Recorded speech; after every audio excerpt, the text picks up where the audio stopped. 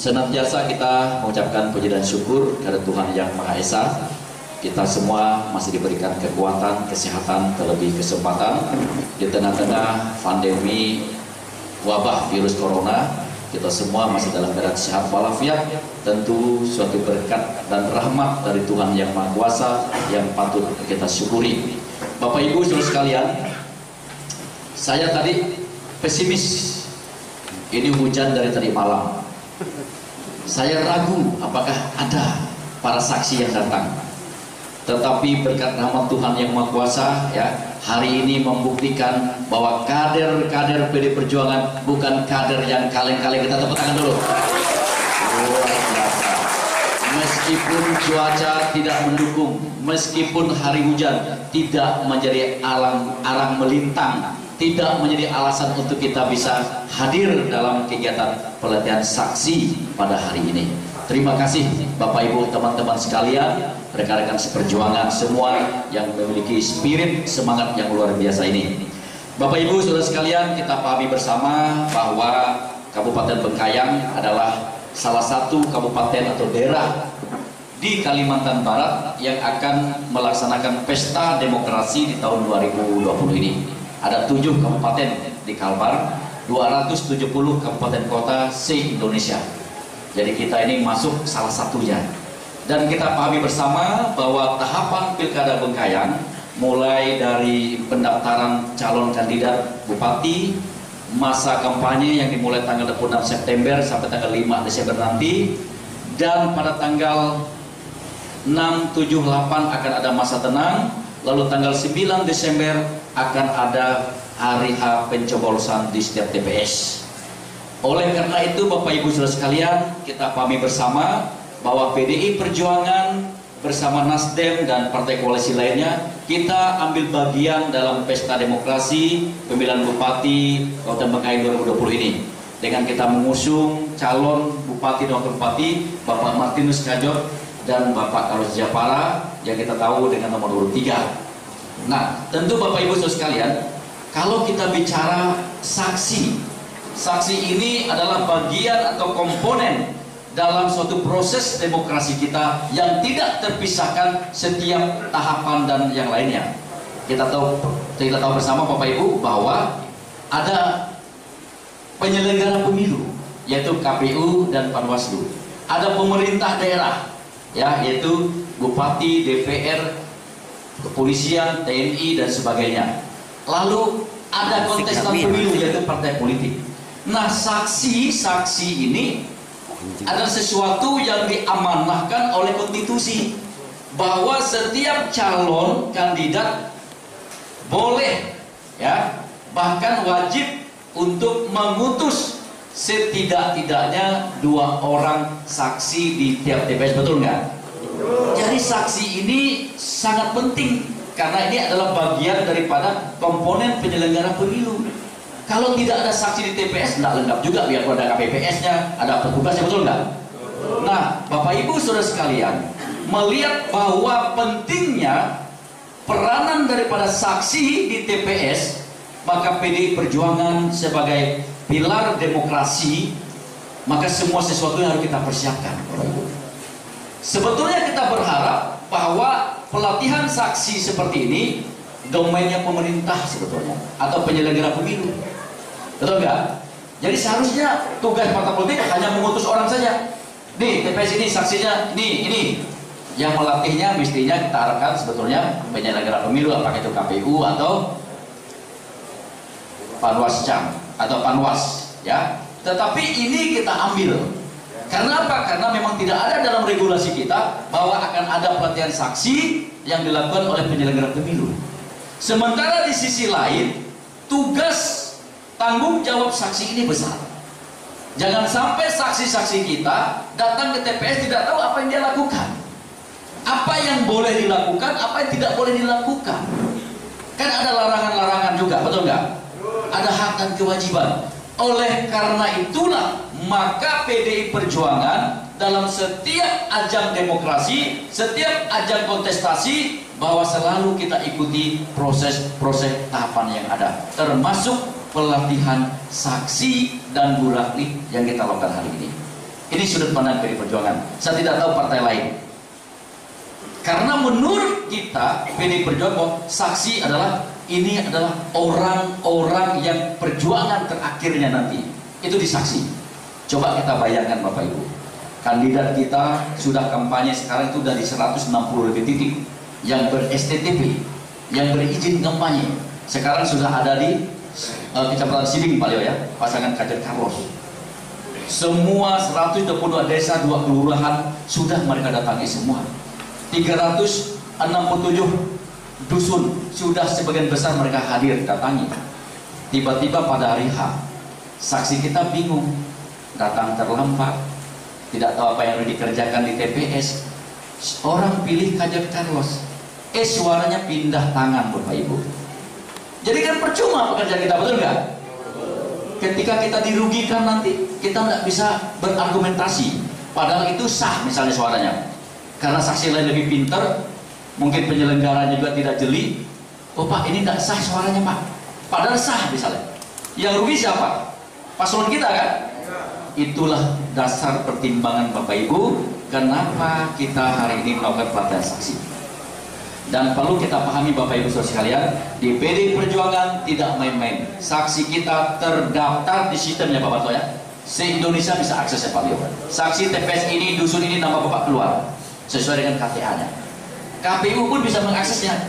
Silakan tinggal klik saja Pak Barto ya. Di TPS ini PDI Perjuangan langsung muncul Pak Leo. Saksi TPS-nya namanya si A, si B, saksi koordinator desanya namanya ini, kecamatan namanya ini, itu muncul.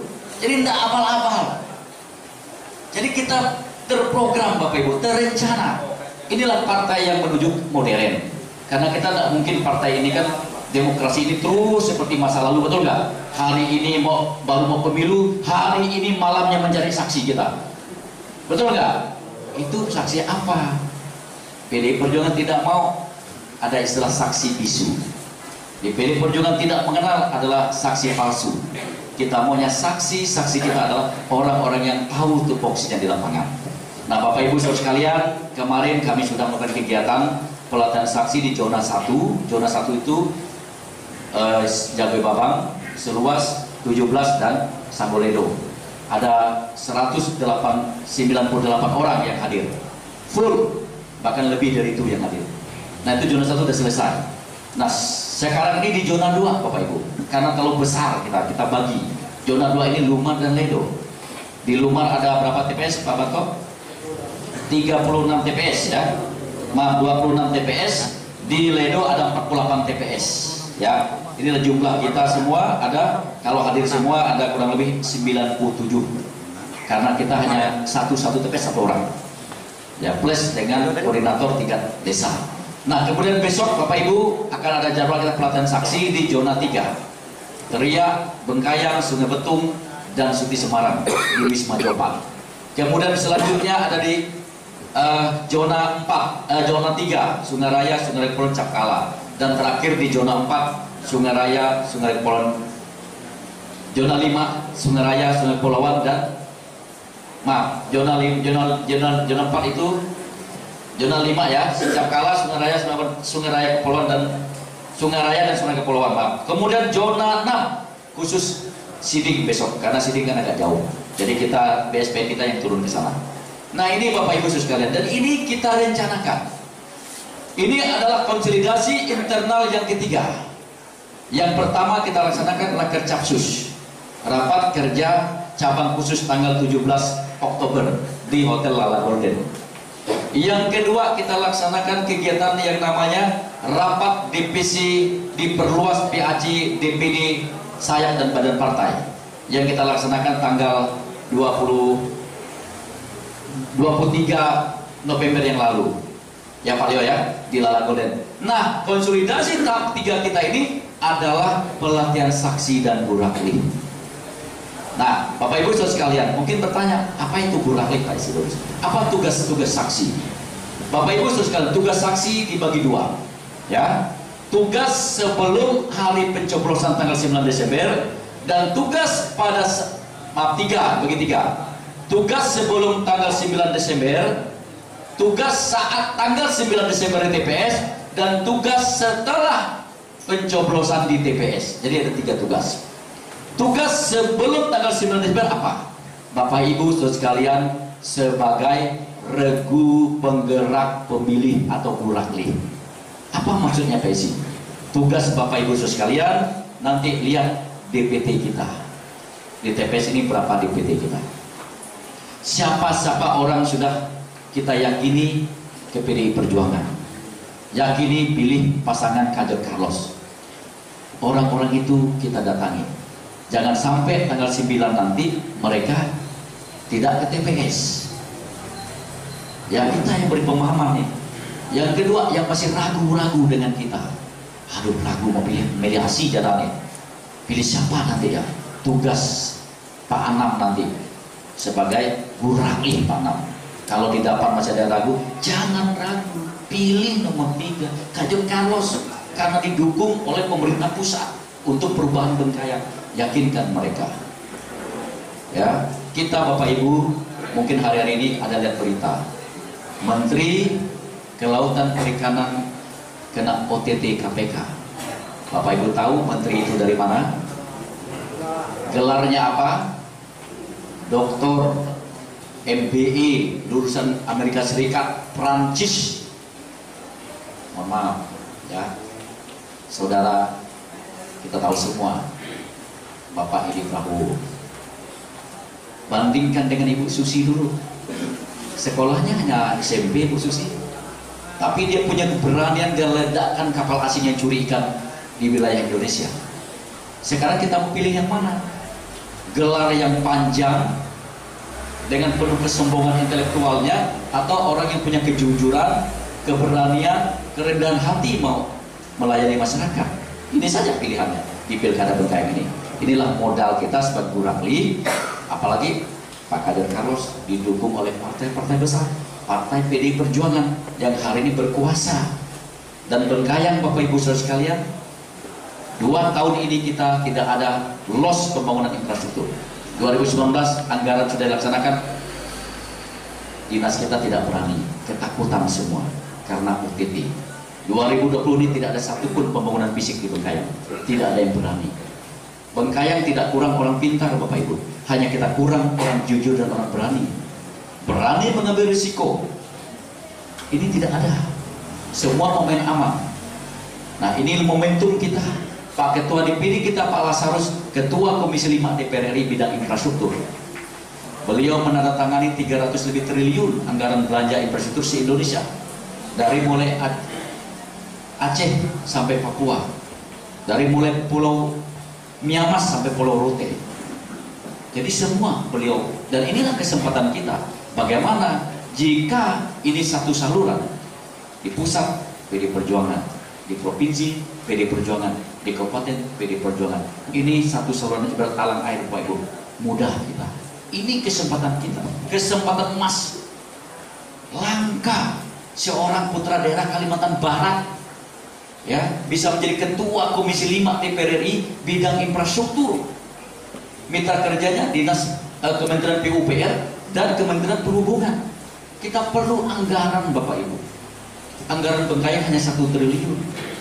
Omong kosong siapapun kepala daerahnya. Kalau dia bilang bisa membangun Bengkayang dengan cepat dengan angka 1 triliun, 60%-nya kita habis biaya operasional, betul Pak Leo. Gaji pegawai, belanja pegawai. Belanja infrastrukturnya hanya 17%. Coba bayangkan, 17% kurang lebih 83 miliar tahun 2021 nanti yang masuk dinas PU. Coba kita lihat Bengkayang. 122 desa, 2 kelurahan, 17 kecamatan. Jarak antar kecamatan satu dengan kecamatan lain itu kalau di Pulau Jawa hanya 5 kilo udah ketemu kecamatan.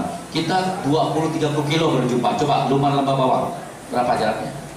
Bapak Ibu bisa bayangkan, untuk membangun 1 kilometer jalan yang disebut layak untuk digunakan itu 1 M Bapak Ibu. Itu aturan pemerintah. Tidak mungkin kita buat lebih atau buat kurang. 1 miliar. Nah, kita bayangkan kalau kita membangun jalan dari Lumar ke Lembah Bawang 30 lebih kilometer, berapa? Sementara belanja infrastruktur kita yang masuk PU nya hanya 83 miliar 2021. Itu tidak semua bidang jalan. Ada bidang irigasi, ada bidang drainase, ada bidang air bersih, ada bidang permukiman. Inilah problem Bengkayang, Bapak Ibu. Sehingga kita memang lambat. Oleh sebab itu yang kita butuhkan adalah bagaimana terobosan siapapun kepala daerah Bengkayang, bangun komunikasi, bangun koneksi, bangun sinkronisasi dengan pusat dan provinsi. Dan satu-satu yang punya channel jaringan kuat hanya pasangan nomor 3, Pak Kadek Karwas. Inilah tugas Bu Raklim untuk meyakinkan pemilih, karena rakyat perlu perubahan, betul nggak? Bapak Ibu, Pak Leo pernah jadi anggota DPR, saya juga sampai hari ini. Tidak mungkin Pak Leo ini, kalau memang dia punya kekuatan luar biasa, jalan kampungnya yang dia sendiri lewat itu dibiarkan. Tidak mungkin, Bapak Ibu. Tetapi sekali lagi saya katakan, ketika kita bahas anggaran, yang kita bahas gimana? Kuenya hanya sedikit. Akhir dikasih 200 juta. Sampai kapan Pak Leo 200 juta? Jalan hancur. Kita mau minta banyak-banyak, aduh Pak Isi, kan kampung lain juga perlu, daerah lain juga perlu, kecamatan lain juga kan perlu. Karena kuenya sedikit, pendapatan kita kecil. Dari 1 triliun, 97% kita berasal dari dana pusat, dana transfer. Hanya 3%-nya dari struktur APBD kita dari pendapatan asli daerah kita, artinya pajak, distribusi kita, atau setara 56 miliar. Siapa kepala daerah yang bisa kelola uang segitu? Akhirnya apa terjadi? Yang kecil ini kita kutil, kita ambil dikit-dikit, habis jadinya. Itu yang terjadi di Bengkayang. Akhirnya apa? Kena OTT KPK. Bengkayang pemecah rekor. Di Kalbar baru Bengkayang yang kena OTT KPK, kepala daerah dari 14. Akhirnya apa terjadi? Semua kepala daerah, dinas kita ketakutan menjalankan tugas. Dulu orang berebut jadi Pipro, Pak, jadi PPTK. Sekarang disuruh, Pak, tolong Bapak pegang kegiatan sekian miliar. Aduh, jangan saya, Pak. LPSI yang tukang melelangkan pekerjaan tuh, dulu orang berebut jadi LPSI. Sekarang semua pada mau mundur. Jangan saya, Pak, saya tidak layak, Pak. Padahal itu harus punya kemampuan khusus, harus bersertifikat. Coba, akhirnya apa terjadi? Uang sudah kita anggarkan, tidak ada satupun dinas yang mau melaksanakan kegiatan dengan alasan waktu mepet, takut diperiksa hukum. Kita rugi lagi, Bapak Ibu. Maka saya katakan, kita butuh pemimpin daerah ini yang punya keberanian mengambil tanggung jawab. Laksanakan pekerjaan itu, saya tanggung jawab. Jangan terlalu takut dengan aturan.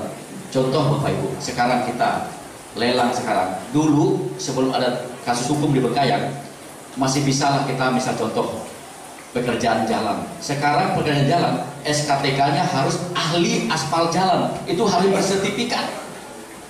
Siapa yang pernah latihan kita di Bengkayang ini? Nggak ada balai pelatihannya. Yang ada di Bandung, yang ada di Jakarta.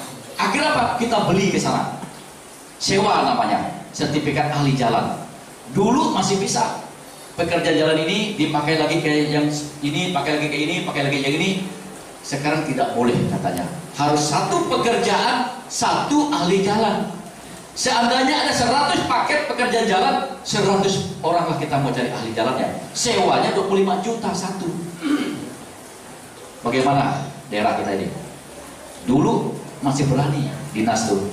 Tidak apalah. Satu ini kita pakai bagi lagi. Sekarang Bapak Ibu tidak berani. Akhirnya apa terjadi? Tidak dilaksanakan pekerjaan itu. Inilah problem Bengkayang.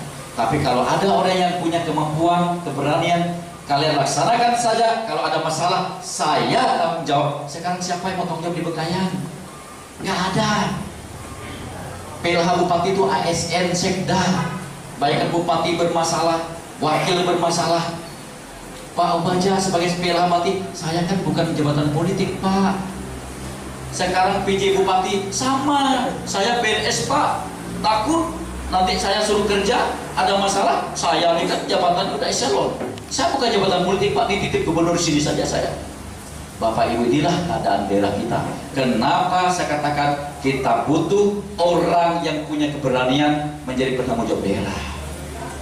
Nah itu ya. Kemudian Bapak Ibu sekalian, selanjutnya ini tugas pertama Bu Rakli. Lakukan, kita masih pada waktu sampai tanggal 9. Di tanggal 9 Desember nanti tugas Bu Rakli adalah, tugas saksi adalah yang pertama datang ke TPS. Harus disiplin, jangan telat bangun. jam 7 TPS belum buka, saksi sudah ada, saksi PD Perjuangan. Sanggup? Harus sudah ada. Bu lihat segel itu, jangan sampai ada yang sudah tercopot dan sebagainya. Ini penting. Mari kita berdiri dulu, kita menyambut Ibu Maria Lestari, kader PD Perjuangan, anggota DPR RI Komisi 4. Ya, kita beri tepuk tangan, selamat datang Ibu Maria Lestari. Ya, ini benar luar biasa, hujan-hujan pas hari itu. Mantap nggak kader PD Perjuangan? Udah cantik lagi Ibu Maria Lestari ini kan? Semangat lagi, hujan-hujan masih datang loh beliau ini. Ya, oke, silakan dulu Bapak Ibu saudara sekalian. Bu izin saya lanjutkan, Bu. Kemudian Bapak Ibu, tugas saksi tanggal 9 Desember, maka saksi-saksi kita jangan sampai menjadi saksi bisu. Jangan sampai menjadi saksi dusta. Jangan sampai menjadi saksi-saksi yang seperti ayam kalah sabung. Tidak bisa berargumentasi, berdebat di TPS. Saksi kita harus saksi-saksi yang memahami aturan, apa hak dan kewajiban kita. Sanggup? Sanggup. Nah, sampai selesai penghitungan. Setelah selesai nanti BSPN lebih detail. Kemudian selanjutnya itu tugasnya pada saat tanggal 9. Setelah tanggal 9, Pak Isi kan sudah selesai kami, Pak. Uang transport sudah kami terima. Belum, Bapak Ibu. Inilah bedanya PD Perjuangan. Siapa tahu ada perkara di MK. Siapa tahu ada sengketa pemilu.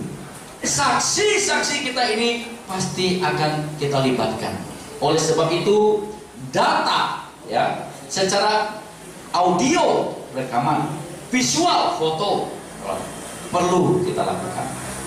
Siapa tahu kita berperkara, ternyata di TPS itu terjadi terstruktur, sistematis dan masif, maka harus PSU, misalnya pemungutan suara ulang.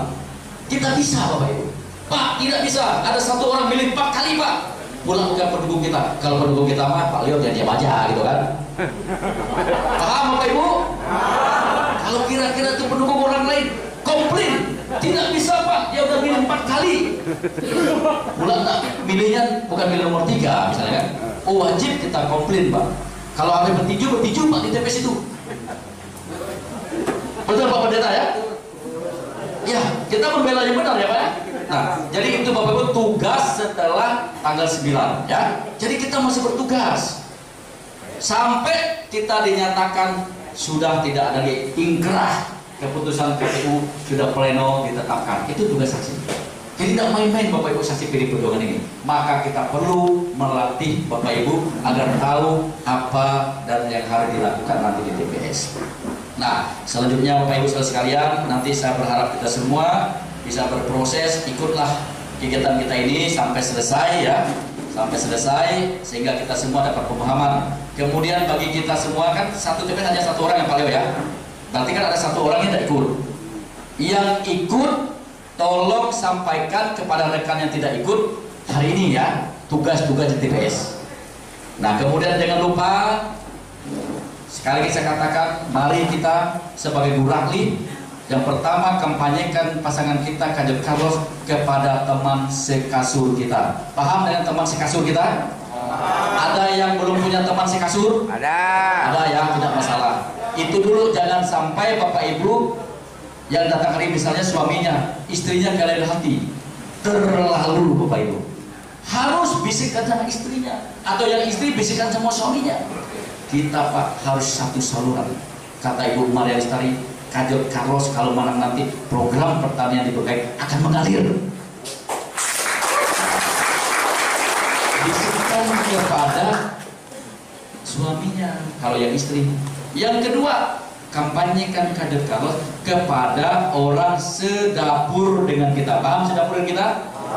Pak Pendeta yang sudah punya hak pilih berapa orang dalam rumahnya? 4 orang. Bayangkan kalau yang datang di sini rata-rata 4 orang, di sini yang datang 100 lebih. 4 kali 100 lebih sudah berapa? 400 lebih. Yang kita latih saksi kita ini ada 1.800 lebih, Bu. Kalikan 4 orang udah berapa? Di saksi saja. Betul enggak? Oleh sebab itu keluarga kita, mertua kita, anak-anak kita sudah punya pilih, jangan sampai kalian hati, semua wajib hukumnya para keluarga saksi PD Perjuangan memilih nomor 3. Betul? Itu yang kedua. Yang ketiga, maka kita kampanyekan Kajor Carlos kepada orang yang sesumur dengan kita. Paham dengan yang sesumur? Paham. Kalau tidak ada sumur, mungkin sesungai. Kalau di kampung kan? Artinya dengan tetangga kita, artinya dengan lingkungan kita, kawan kita. Sekarang kan tidak susah. Contoh Pak Nasir ini kampanyekan kawannya di Sungguh pakai WA ya. Tolong nanti ya tanggal 3 pilih yang nomor ini ya, tanggal 9. Bisa. Pakai SMS bisa. Bikin saudara-saudara di kampung itu tidak apa adu argumen. Kalau yang masih tarik dukung kita. Ya, jadi sekasur, sedapur, sesumur, itu tugas Bu Ratih ya. Oke, baik Bapak Ibu sekalian, nanti kita juga akan beri kesempatan Ibu Mada Lestari akan berikan motivasi buat kita semua ya, untuk teman-teman saksi